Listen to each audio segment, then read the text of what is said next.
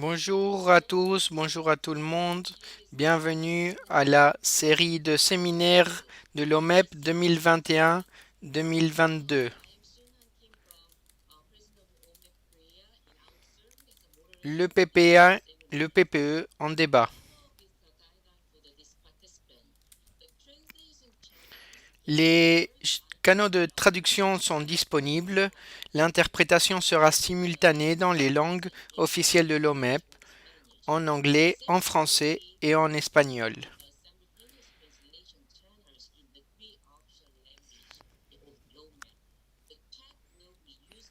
La messagerie pourra être utilisée pour réaliser toutes les questions que vous voulez faire aux spécialistes, qui seront répondues à la fin du séminaire. Les microphones seront éteints pendant la session. La durée de ce séminaire sera de 50 minutes à 1 heure, où il y aura 10 minutes d'ouverture de partie de la présidente de l'OMEP, 20 minutes pour chaque spécialiste et les dernières minutes pour les questions et pour la clôture. Aujourd'hui, nous présentons plusieurs recherches de membres de l'UNESCO. Il s'agit des présentations de Rola Mumne et de Yoshi Kaga. Tout d'abord, Yoshi Kaga du Japon.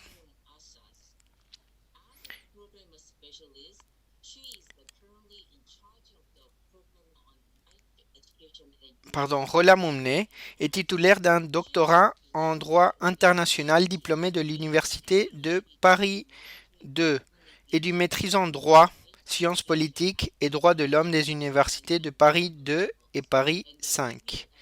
En tant que spécialiste de programme, elle est actuellement chargée du programme sur le droit à l'éducation au siège de l'UNESCO à Paris. Elle a été chargée d'activités liées principalement au suivi de la mise en œuvre du droit à l'éducation à niveau international et national, ainsi qu'à la révision et l'élaboration de cadres juridiques dans le domaine du droit à l'éducation à travers une assistance technique, des conseils et des orientations. Yoshikaga, quant à elle, est spécialiste des programmes d'éducation à l'UNESCO. Depuis janvier 2020, elle est responsable de l'éducation à la coexistence, de l'éducation au développement durable, de l'éducation en situation d'urgence et de la protection et de l'éducation de la petite enfance au bureau régional de l'UNESCO pour l'Afrique de l'Ouest, dont le siège est à Dakar, Sénégal. Elle supervise actuellement des projets tels que ceux liés à la prévention de l'extrémisme violent par l'éducation, l'éducation pour la réduction des risques de catastrophes et l'impact de Covid-19 sur les systèmes éducatifs et le personnel de l'EPPE. Elle a été spécialiste du programme de PPE au siège de l'UNESCO depuis 1998 et a travaillé sur diverses initiatives.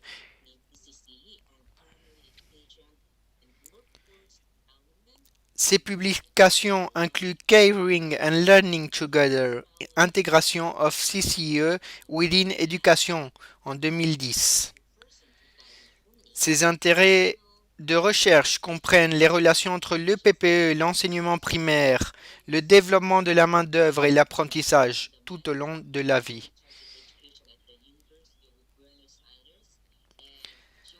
Quant à Mercedes Mayol-Lassalle, c'est la présidente mondiale de l'OMEP depuis le 1er janvier 2020. C'est l'ancienne directeur général de l'éducation de la petite enfance de la ville de Buenos Aires et elle est membre élue du groupe de coordination de la consultation collective des ONG ED 2030. Je lui cède la parole. Bonjour, bon après-midi, bonsoir, chers amis. Je voudrais souhaiter la bienvenue aux collègues du monde entier qui participent activement à ce séminaire. Je tiens également à remercier spécialement à Boren Chakroun, Rokaya Diawara, Yoshikaga, Rolamune, Christy Bang, Gwangol Chang, qui sont les membres du secteur de l'éducation de l'UNESCO, qui ont soutenu inconditionnellement l'OMEP dans la réalisation de ce séminaire. Je veux également souligner et remercier le soutien de Delphine Dorsey, Erakaka Murari, Michael Samy, membres de l'Initiative pour le droit à l'éducation. Je suis convaincu que la solidarité et le travail en réseau font de nous tous de meilleures personnes, une meilleure organisation en tant qu'OMEP. La somme de nos visions, nos expériences, nos connaissances nous aide à trouver des réponses efficaces pour construire un monde plus sûr et plus juste pour les jeunes enfants. Comme vous le savez, l'OMEP a été fondé en 1948. Les fondateurs de cette organisation internationale non gouvernementale et à but non lucratif étaient un groupe d'humanistes réunis au siège de l'UNESCO, créé il y a 75 ans. Ils ont convenu qu'il était nécessaire que la petite enfance reçoive une attention particulière face aux conséquences de la Seconde Guerre mondiale. La petite enfance a été reconnue comme une étape essentielle du développement de chaque être humain, qui nécessite une protection et des efforts afin d'assurer leur survie et leur bien-être. La lutte pour les droits humains et la reconnaissance de la citoyenneté de la petite enfance a une longue histoire depuis le début du XXe siècle. Elle a rendu possible cette lutte plusieurs déclarations et traités internationaux qui ont renforcé la protection de la dignité et du développement des enfants. Par exemple, la Convention relative aux droits de l'enfant, dont le 32e anniversaire était célébré il y a quelques jours, est le principal outil international et un guide clair pour l'élaboration de politiques publiques visant à protéger les droits et le bien-être des enfants. Et ce cadre juridique a été rendu possible grâce à l'action de nombreux militants, militantes des droits humains et d'ONG qui ont collaboré avec le système des Nations Unies et les gouvernements. L'OMEP a participé activement à cette lutte. L'OMEP actuellement présente dans 68 pays travaille en relation avec le système des Nations Unies depuis sa création. Nous nous sommes toujours efforcés de sensibiliser le monde à la petite enfance et de promouvoir le droit à l'éducation et à sa protection. Nous sommes convaincus que l'éducation n'est pas seulement un droit, c'est aussi un outil pour la réalisation de tous les droits. Et aujourd'hui, c'est le catalyseur des objectifs de développement durable. Les membres de l'OMEP sont activement engagés dans la réalisation de l'agenda 2030 pour l'éducation qui soulève que la cible 4.2. Les États se sont engagés à veiller à ce que toutes les filles et tous les garçons aient accès à des services de protection et de développement de la petite enfance et à une éducation préscolaire de qualité. La cible 4.7 où l'éducation s'engage à promouvoir le développement durable, les droits humains, l'égalité des sexes, les cultures de paix et la citoyenneté mondiale.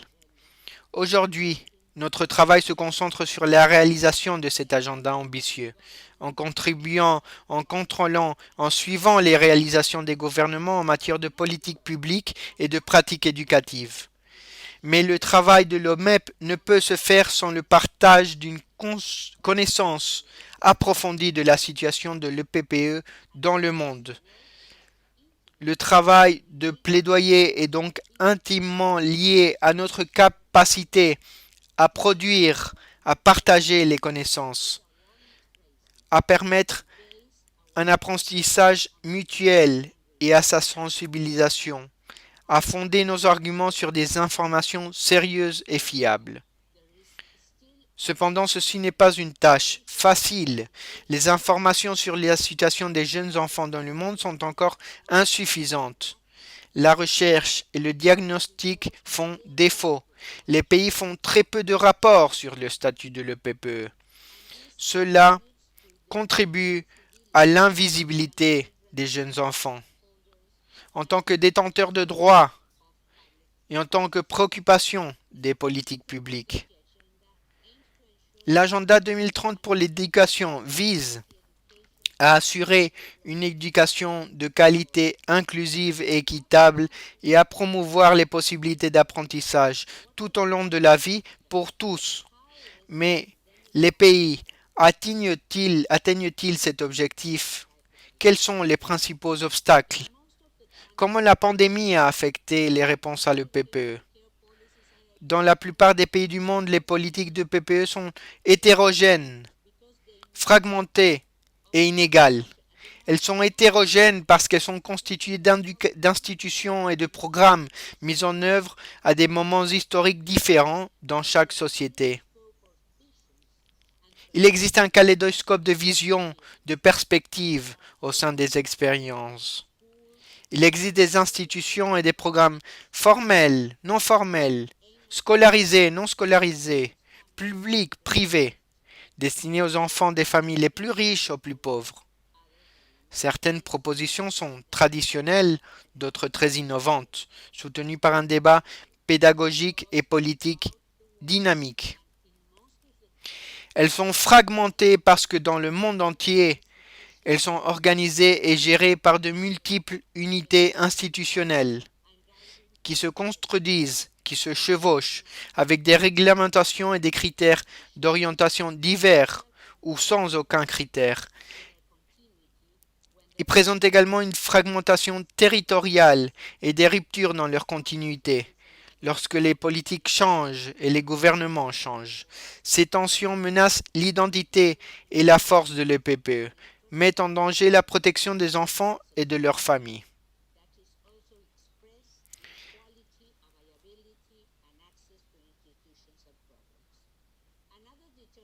L'inégalité est une autre caractéristique des politiques de PPE, car il s'agit d'un phénomène multidimensionnel complexe et structurel dans nos sociétés, qui s'exprime également dans la qualité, la disponibilité et l'accès aux institutions et aux programmes. Un autre facteur déterminant est la privatisation de l'offre de PPE. Il y a une absence claire d'investissement des États qui a fait que ceux-ci deviennent des programmes à but lucratif. Il y a une stratification, une augmentation des inégalités d'accès à une éducation de qualité en fonction des conditions économiques de chaque famille. Donc, pour nombreuses familles et enfants, le PPE reste dans la pratique un privilège plutôt qu'un droit humain. La qualité de l'éducation de la petite enfance varie donc selon les institutions. D'autres se concentrent sur les résultats de l'apprentissage scolaire et les évaluations. D'autres se concentrent encore sur une approche holistique et complète qui propose le jeu, la créativité, la coopération, la promotion de la confiance en soi, de l'autonomie et de la participation des enfants. Dans ce scénario de politique publique de PPE fragmentée et faible, la pandémie de Covid-19 a mis en lumière toutes ces inégalités structurelles, ces injustices, ce manque d'investissement et d'implication des États auprès des jeunes enfants. Pour élaborer des politiques publiques, comme je disais, pertinentes et opportunes, nous devons rendre visible la situation des enfants dans le monde. Nous avons besoin de la recherche pour définir des plans et des horizons. Heureusement, l'équipe de l'UNESCO a produit 2 documents remarquables qui seront présentés aujourd'hui. Ces documents doivent être connus, doivent être partagés, car ils apportent un éclairage sur les principaux problèmes de l'éducation de la petite enfance. Ils ont un indéniable sérieux, mais nous devons également souligner que la voix de l'UNESCO est reconnue et appréciée par tous les gouvernements du monde. Profitons de ce double avantage pour améliorer, fonder, développer notre travail de plaidoyer, améliorer les diagnostics et les recommandations pour la construction de politiques publiques qui protègent le bien-être et le développement holistique de la petite enfance. C'est aussi une invitation à réfléchir ce qui n'a pas été rapporté, ce que nous ne savons pas encore sur le PPE. et ce que nous devons continuer à examiner et rechercher. Ces études précieuses nous offrent des réponses et nous ouvrent également à de nouvelles questions et à de nouveaux indices pour continuer à construire des connaissances pour l'action en faveur de la petite enfance. Je veux rappeler l'héritage de Paulo Freire. Le dialogue est pour Freire la seule façon de savoir, la seule façon pour que l'éducation devienne humaniste et humanisante, car le dialogue est la façon d'être proprement humain. Nous rêvons que cette série de webinaires soit une opportunité d'ouvrir un dialogue fructueux au sein de la communauté OMEC avec d'autres acteurs et organisations. Espérons que la connaissance, la réflexion et l'action resteront unis et pourront renforcer notre praxis politique et pédagogique afin de créer un monde plus juste et plus humain pour tous les enfants dès leur naissance. Merci.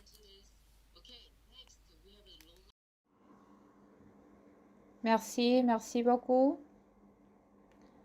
J'essaie de partager mon écran. J'espère que vous pouvez le voir clairement. Merci beaucoup. Vraiment inspirant. Il est un plaisir pour moi d'être ici avec vous aujourd'hui afin de discuter ces sujets importants qui gagnent de plus en plus de l'importance. Très heureuse pour cela. Je vais vous présenter, comme Mercedes l'a mentionné, une étude à propos du droit à l'éducation préscolaire. Il est un projet qu'on a mené l'année dernière. Je vais présenter le contexte du projet,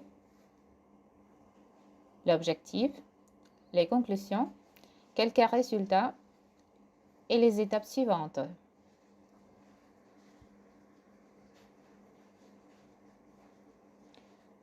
Je voudrais commencer par dire que les soins et l'éducation de la petite enfance sont désormais une priorité et mentionner qu'une stratégie de partenariat mondial dans ces domaines sera lancée dans les prochains jours pour faire avancer l'agenda. Cette stratégie fait ressortir l'importance de forger des partenariats, de renforcer la coordination et la collaboration pour mettre en œuvre un plan d'action avec des stratégies axées sur les résultats pour les politiques et les services dans ce domaine.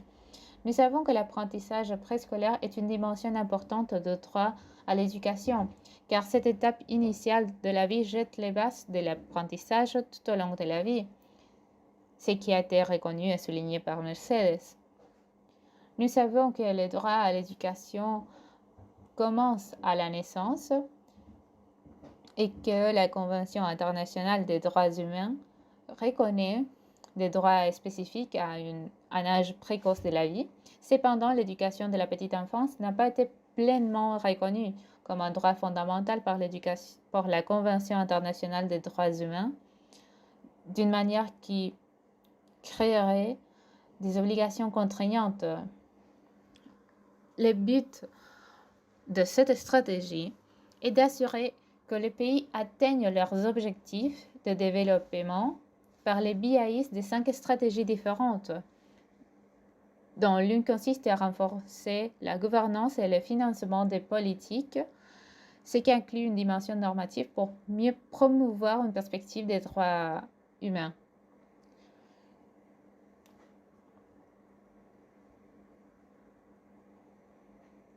Il est nécessaire de renforcer les cadres normatifs dans ces domaines.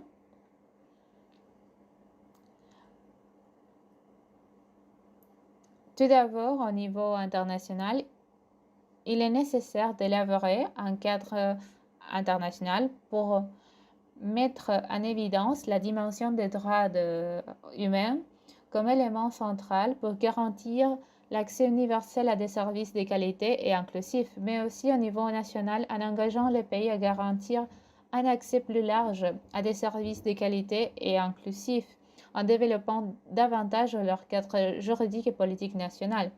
C'est précisément dans ces contextes que nous avons réalisé cette étude globale, qui, comme je vous avais dit, il s'agit d'un projet qui a été mené l'année dernière et lancé cette année pour parvenir à une meilleure compréhension de l'adoption de l'enseignement primaire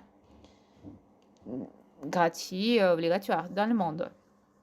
Nous savons que le ECCE est une étape essentielle du développement humain, que l'expansion de l'éducation primaire encourage la participation des enfants dans un environnement d'apprentissage de qualité et que l'inclusion reste également une question centrale pour le décideur politique de l'éducation, pour les parties prenantes, pour les parents.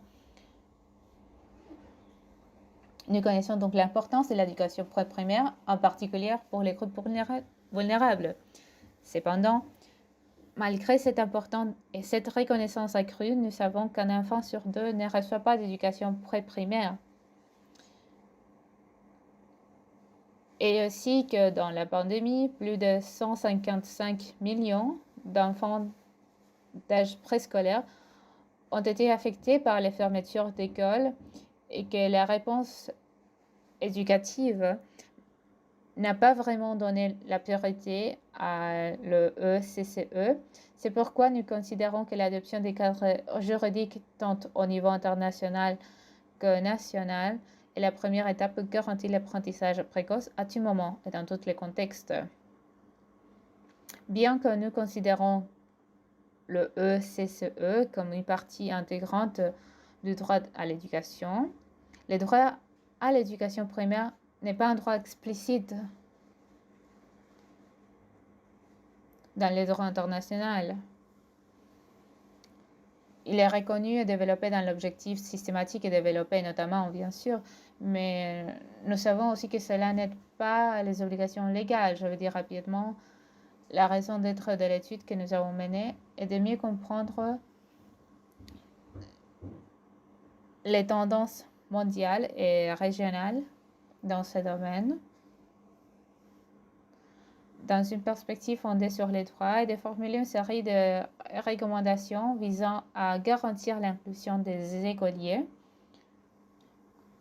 en tant que droit humain dans les objectifs d'éducation et de développement à long terme. Elle propose également une série de recommandations à l'intention des décideurs politiques afin de promouvoir l'inclusion de l'éducation de la petite enfance et de l'éducation primaire en tant que droit humain, comme je le mentionnais. Et je vais mentionner très brièvement que dans le cadre de la méthodologie, nous avons effectué une revue de la littérature qui s'est concentrée sur l'identification des études nationales, régionales et mondiales sur les contextes légaux et politiques en ce qui concerne les droits à l'éducation primaire gratuite et obligatoire. Et nous avons utilisé certaines sources, parmi lesquelles données sur l'éducation gratuite et obligatoire. Je dirais que les données qualitatives que nous avons utilisées dans le cadre d'une recherche ont été complétées par des informations supplémentaires sur la nature.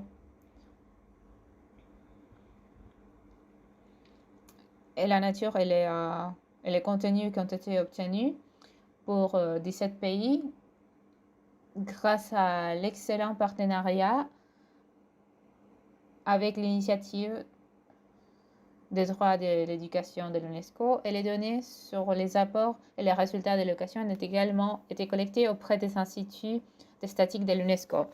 La communauté internationale a reconnu officiellement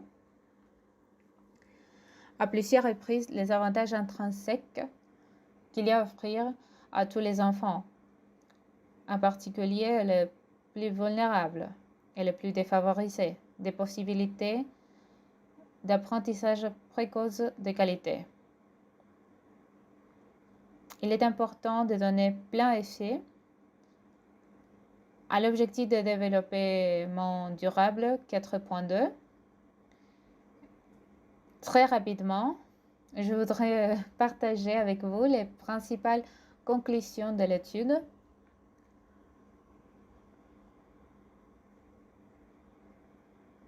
L'une d'entre elles étant que les cadres juridiques de la plupart des pays ne sont pas encore suffisamment adéquats pour mettre en œuvre les droits et les objectifs internationaux en matière d'éducation primaire. Nous avons 63 pays qui ont adopté un enseignement primaire gratuit et nous pouvons constater que plus de la moitié des pays pour lesquels des données sont disponibles en Amérique latine et en Europe centrale et orientale ont adopté un cadre juridique qui garantit un enseignement primaire gratuit. Nous pouvons donc voir la différence.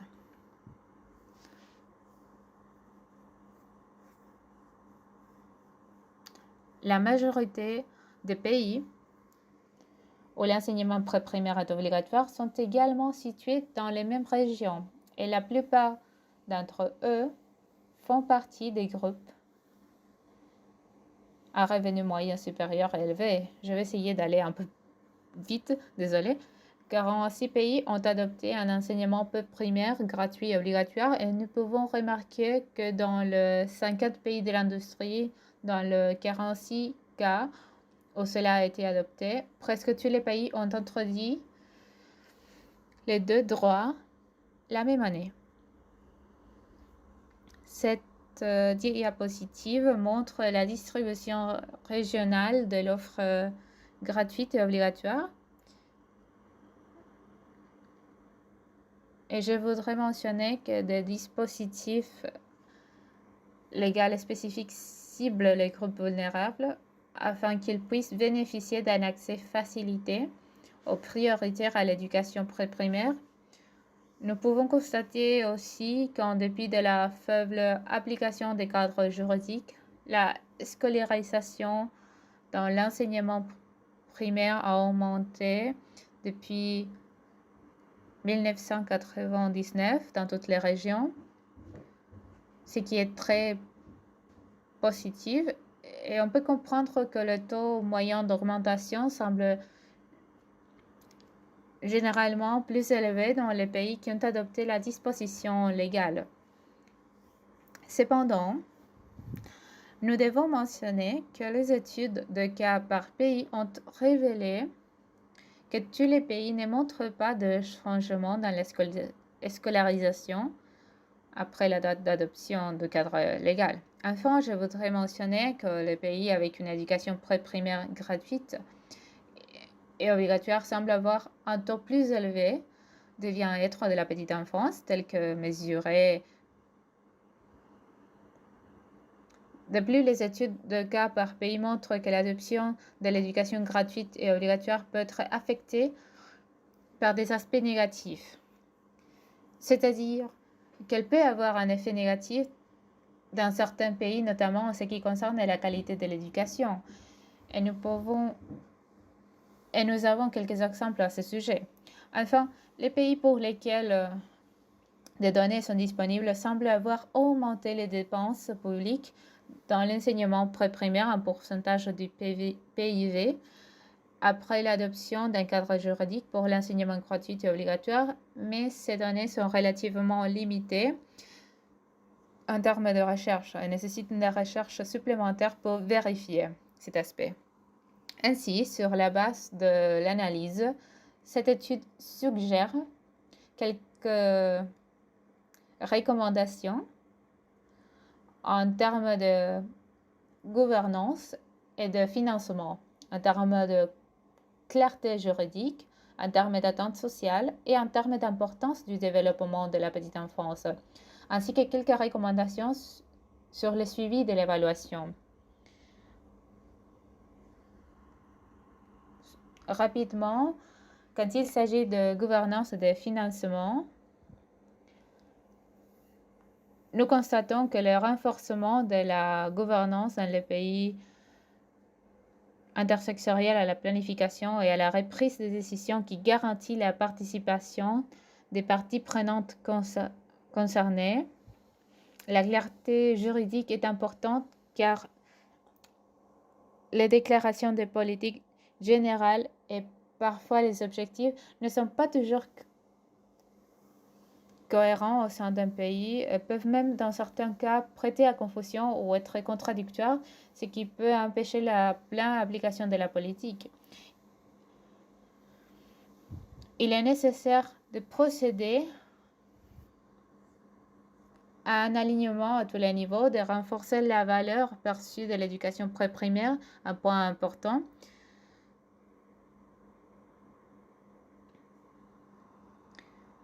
car les parents pensent souvent que les enfants doivent commencer l'école lorsque le gouvernement déclare qu'elle est gratuite et obligatoire. Il est également nécessaire de se concentrer sur les pédagogies centrées sur l'enfant et de développer une expertise technique dans les départements concernés.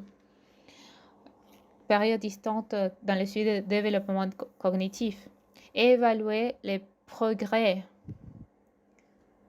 dans ces 4 ou 5 domaines pour améliorer la planification de la responsabilité et l'élaboration des politiques dans le secteur de l'éducation.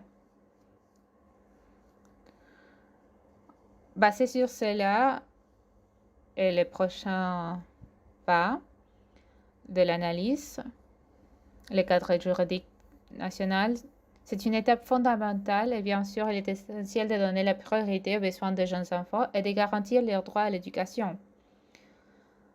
Dans le cadre national, pour garantir le maintien de tous ces droits en toutes circonstances, y compris en cas d'urgence et de crise. Et vous aurez remarqué que, afin de renforcer et pour renforcer la mise en œuvre concrète nationale dans chaque pays, les études seront menées pour poursuivre la recherche sur d'autres aspects connexes et cela contribuera également à la mise en œuvre de la stratégie de partenariat mondial que j'ai mentionnée plus tôt. Dans ce domaine, il faut vraiment approfondir la plongeur de l'analyse et d'examiner vraiment autres corrélations possibles. Permettez-moi juste de saisir cette occasion afin de dire 2 mots sur le cadre de prochaine étape.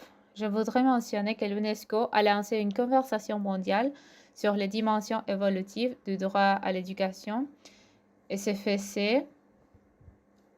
faisait partie de la campagne pour l'anniversaire de la Convention de l'UNESCO contre la discrimination dans l'éducation, les 60 anniversaires. Donc, cette conversation mondiale a actuellement une importance des contributions importantes des éducateurs, des spécialistes de l'éducation, pour des experts des ONG, des organisations internationales, ainsi et les résultats. Cette contribution informera une discussion, une conversation, une réflexion qui s'appelle l'affliction sur comment la vente d'éducation telle qu'elle est conçue aujourd'hui par le cadre juridique international peut évoluer. Quelles seraient les nouvelles dimensions, ce qui serait être les tendances émergentes qui feront que ces droits devra s'adapter au nouveau contexte, la réalité neuronale, et assurer l'évaluation de l'agenda dans cet aspect.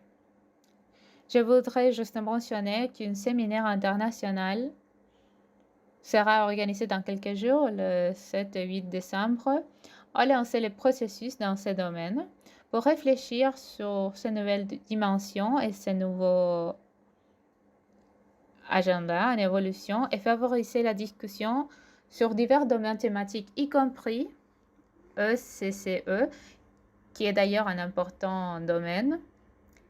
Il est espéré que ce processus mènera un cadre global pour l'évolution de la bonne éducation mise en évidence, soulignant vraiment l'importance de l'ECCE, de l'éducation préscolaire. C'est une approche basée sur les droits humains.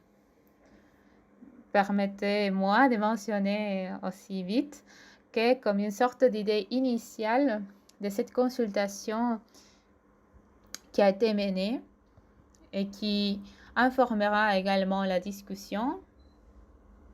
Donc, ce qui était mis en évidence, c'est vraiment l'importance pour renforcer les cadres juridiques internationaux reflétant ce qui existe déjà dans les instruments juridiques non contraignants en ce qui concerne l'éducation de la petite enfance et l'importance de promouvoir une approche intersectionnelle de l'éducation, de la santé et des soins. L'importance de considérer plus avant les droits des parents à l'aide de l'État, des liens clairs avec l'égalité des genres.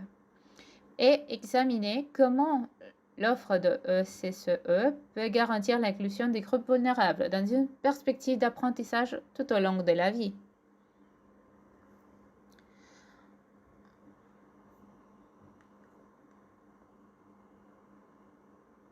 Et comment ceci reflètera les priorités. Merci beaucoup. Merci beaucoup. Nous passons donc à la prochaine présentation. Il s'agit de l'impact de Covid-19 sur l'éducation de la petite enfance en Asie et dans le Pacifique et en Afrique subsaharienne. Présenté par Yoshi Kaga. Bonjour à tout le monde, mon nom est Yoshi. C'est vraiment un honneur pour moi de pouvoir vous présenter ici dans cette série de séminaires de l'OMEP cette présentation car nous valorisons énormément le travail réalisé par l'OMEP qui est également un partenaire historique de l'UNESCO. Je voulais vous présenter ce travail, cette recherche qui a été réalisée également avec mon collègue Chris, malheureusement qui n'est pas ici, ainsi que ma directrice de recherche. Mais je vous présenterai tout ce que nous avons pu rechercher et trouver sur cette question. Je vais vous présenter et expliquer un peu pourquoi nous avons choisi ce thème.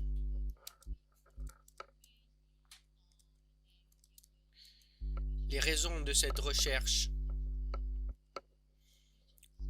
Un peu une vue d'ensemble et le contexte des régions où nous avons réalisé des enquêtes au personnel régional d'éducation de la petite enfance. Et ensuite nous partagerons quelques résultats et certaines conclusions. Cette recherche a surgi suite à la pandémie de Covid-19 en considérant les espaces de travail pour l'éducation, car ces espaces pour travailler avaient été supprimés de la carte. Et comment les adapter et comment a eu lieu cette adaptation? Ceci a également créé des opportunités pour des nouvelles possibilités d'interaction, d'apprentissage. Nous voulions donc savoir particulièrement ce qu'arrivait avec le personnel d'éducation de la petite enfance.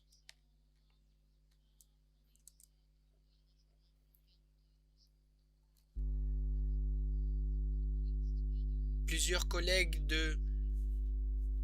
au Dakar, au Sénégal, se sont réunis pour commencer à travailler et nous avons donc décidé de réaliser des enquêtes et des interviews sur ce personnel. Quelles étaient leurs réponses face à cette pandémie et nous voulions également conscientiser pour savoir quel était cet impact et l'offrir à toute la population.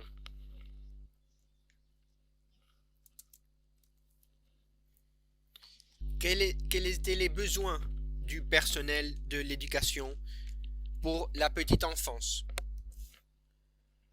Donc, en tant que le contexte régional, comme vous le savez,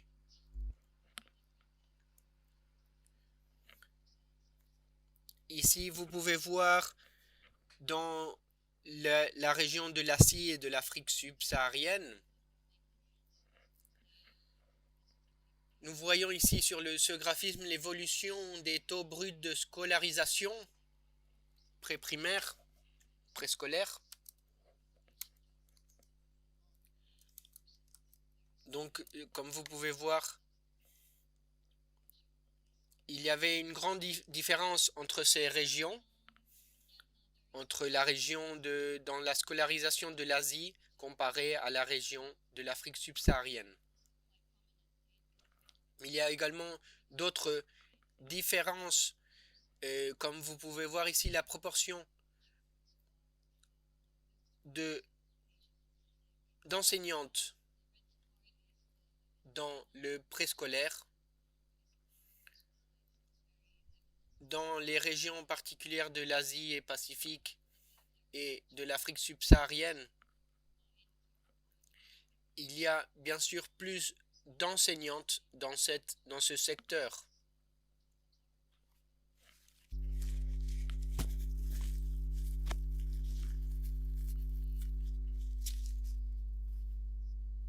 Quant à la connexion Internet, nous voyons également une grande disparité dans les deux régions.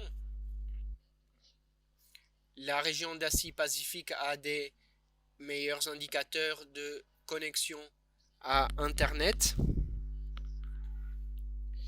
Également, le pourcentage des foyers ayant accès à Internet est encore plus grand. La région de Afrique subsaharienne a un pourcentage bien moindre et également le pourcentage de population qui a connexion à Internet de manière mobile. Passons à la prochaine diapositive.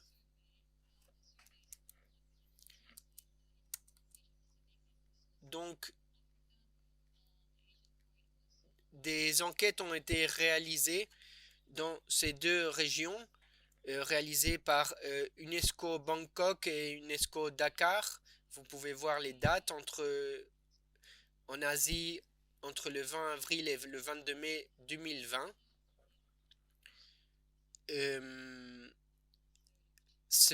La région africaine a été réalisée entre le 27 mai et le 3 juillet 2020 par UNESCO Dakar dont je fais partie.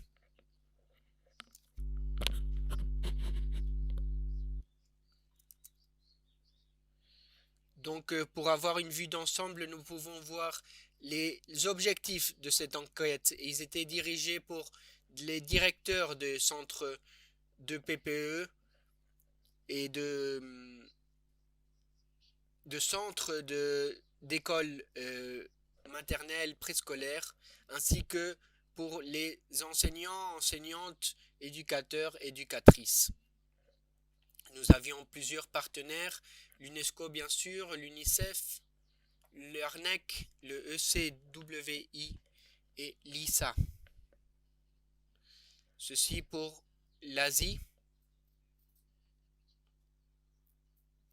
Et pour nos partenaires dans la région subsaharienne, nous avions tous ces groupes et tout particulièrement l'OMEP dont je veux remercier énormément l'appui et le soutien.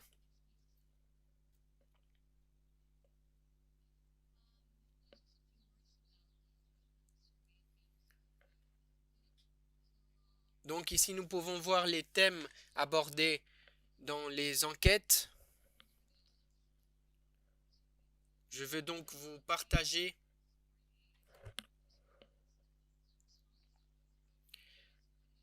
pour la région de l'Afrique subsaharienne, nous avions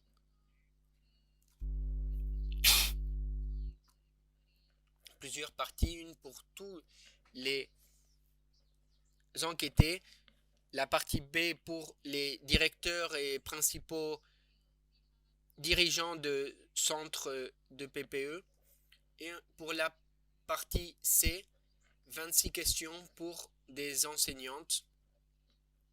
Et donc, en général, les questions étaient quant à la fermeture des centres éducatifs, ainsi que le soutien reçu à ces centres écoles par les gouvernements ou les organismes.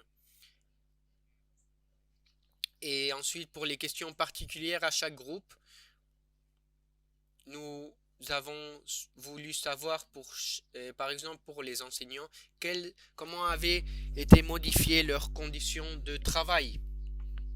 La méthodologie consistait à réaliser des questionnaires et donc pour les distribuer à travers nos partenaires et en réseau. Ceci a été réalisé virtuellement et grâce au réseau qui existait déjà, qui avait déjà été établi.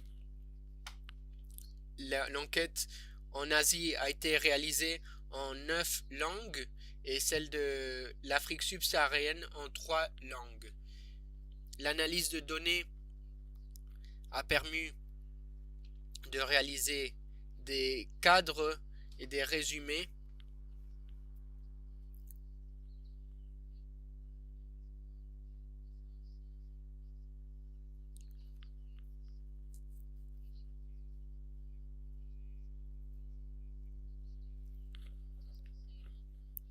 L'enquête réalisée dans la région subsaharienne a été adaptée à partir de celle de l'Asie. Cependant, les résultats ne sont pas comparables. Il ne s'agit pas de résultats réellement représentatifs, mais il s'agit d'un aperçu des situations, de leurs pratiques, de leurs défis. Nous pouvons voir qu'il y a 2040 réponses en Asie, 1480 réponses en Afrique subsaharienne.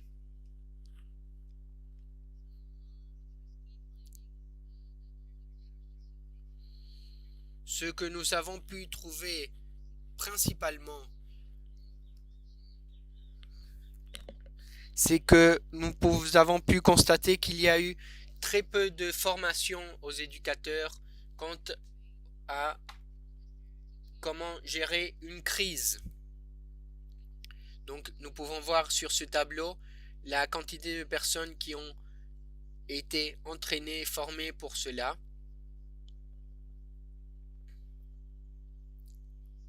Et donc il y a de très faibles pourcentages dans les deux régions, spécialement dans la région subsaharienne.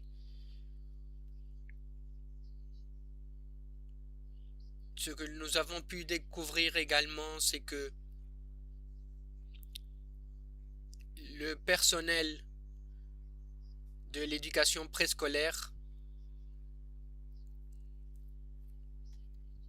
nous pouvons voir qu'il y a eu une cessation très importante.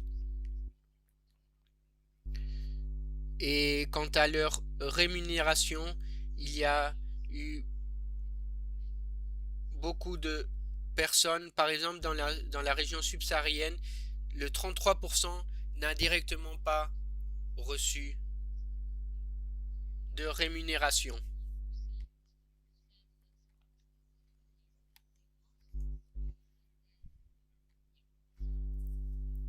Dans la région d'Asie-Pacifique, nous pouvons voir que le 50% a continué, le personnel a continué à être rémunéré, mais également des personnes ont arrêté de travailler dans ce secteur.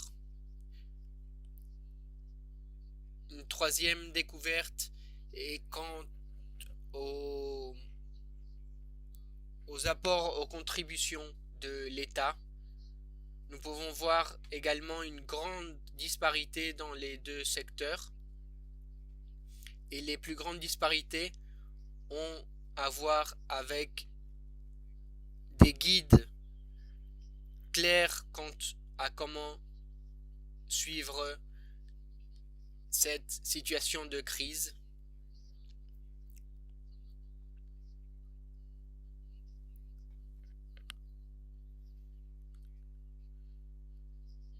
Et ensuite, nous pouvons voir aussi l'autre disparité quant aux apports reçus.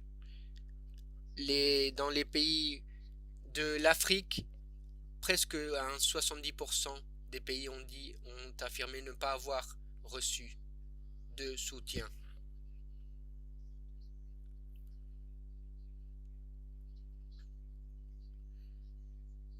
Nous avons pu voir également quant à la continuité de l'éducation et de la formation,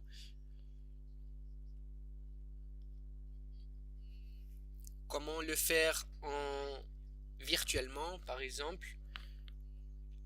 Nous avons pu voir que ces centres préscolaires en Asie-Pacifique, un 87% a continué. Quant à l'Afrique subsaharienne, seulement un 51%.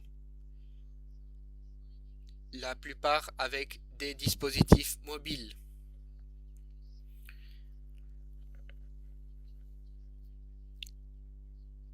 Les cinquièmes résultats importants sont quant aux défis qu'a supposé cette crise. Et donc nous pouvons voir spécialement le manque d'équipement pour cela. Et cela est pour les deux régions.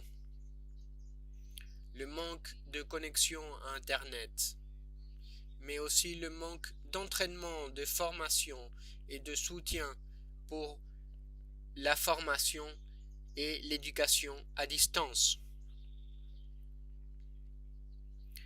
Il y a également un manque notoire dans la difficulté de réaliser le suivi de la formation et de l'apprentissage des enfants.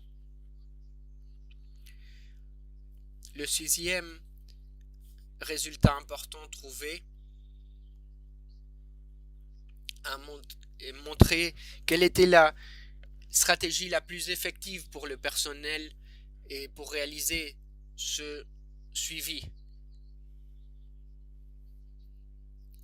Les réponses les plus hautes ont été le contact régulier à travers des réseaux sociaux et WhatsApp et les travaux envoyés pour pouvoir réaliser leur suivi.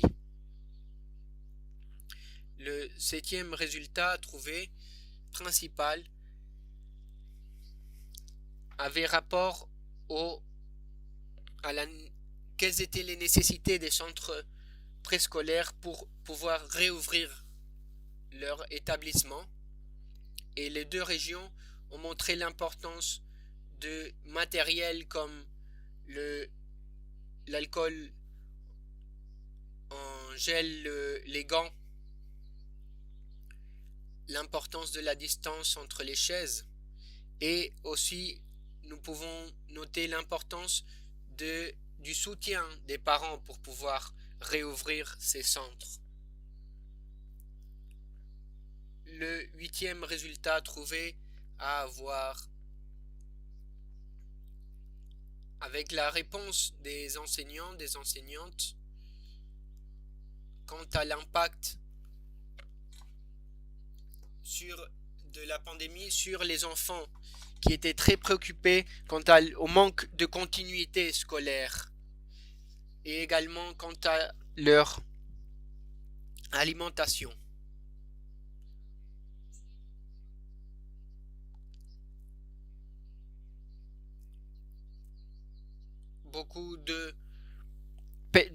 Une grande partie du personnel se montrait très inquiet quant à ce problème d'alimentation du fait de ne pas pouvoir assister au centre préscolaire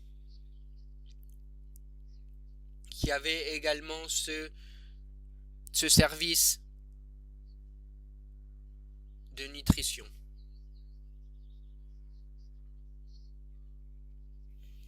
Donc, pour en arriver aux conclusions, le premier message clé serait de donner une assistance quand financièrement et dans les temps impartis corrects. Il s'agit de donner une sécurité alimentaire, une sécurité sociale.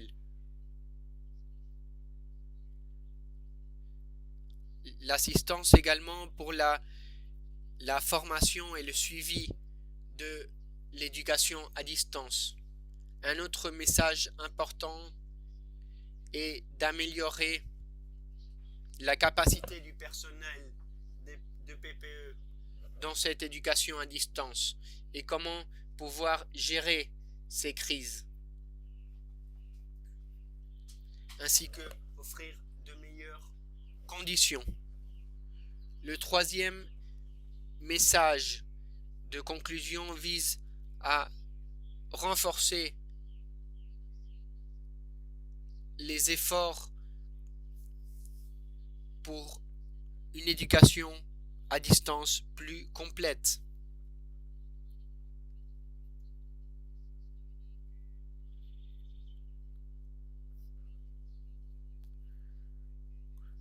Nous pouvons voir que beaucoup d'enseignantes ne considèrent pas que l'éducation à distance soit adéquate pour l'éducation préscolaire pour la petite enfance, car ils ne peuvent pas être concentrés très longtemps devant l'écran.